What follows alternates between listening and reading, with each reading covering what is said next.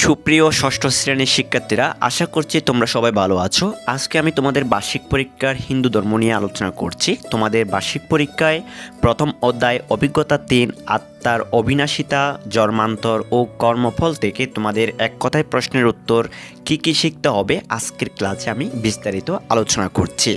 তোমরা এখানে দেখতে পাচ্ছ, তোমরা যদি এক কথায় প্রশ্নের উত্তরগুলো লিখতে পারো তাহলে তোমরা প্রতিটি প্রশ্নের জন্য 1 নাম্বার করে পাবে।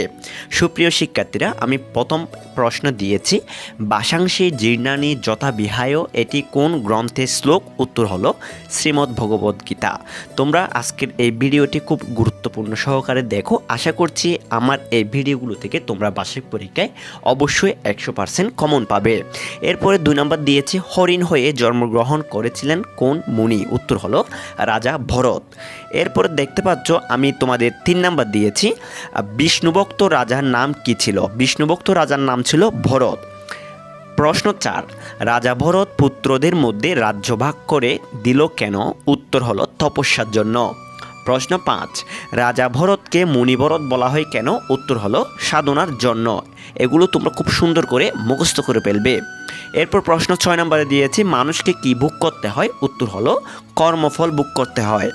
এরপরে তোমরা লক্ষ্য করলে দেখতে পাবে আমি 7 নম্বরে দিয়েছি এক দেহ থেকে অন্য দেহে স্থানান্তরিত হয় কোনটি? উত্তর হলো আত্মা। এরপরে 8 নম্বরে দিয়েছি শরীরের বিনাশ হলেও আত্মার কি নেই? উত্তর হলো বিনাশ নেই।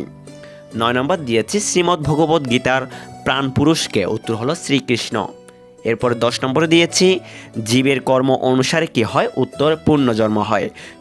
সুপ্রিয় শিক্ষার্থীরা, প্রথম অধ্যায় অভিজ্ঞতা 3 থেকে আমি এক কথায় প্রশ্নের উত্তর 10টি নিয়ে আলোচনা করেছি। এই 10টি প্রশ্ন খুবই গুরুত্বপূর্ণ।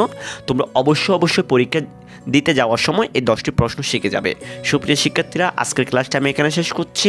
পরবর্তী ভিডিও দেখার জন্য তোমাদের সবাইকে আমন্ত্রণ জানিয়ে আজকের ক্লাসটা এখানে সমাপ্ত হলো। সবাই ভালো থাকবে, সুস্থ থাকবে। সবাইকে টাটা।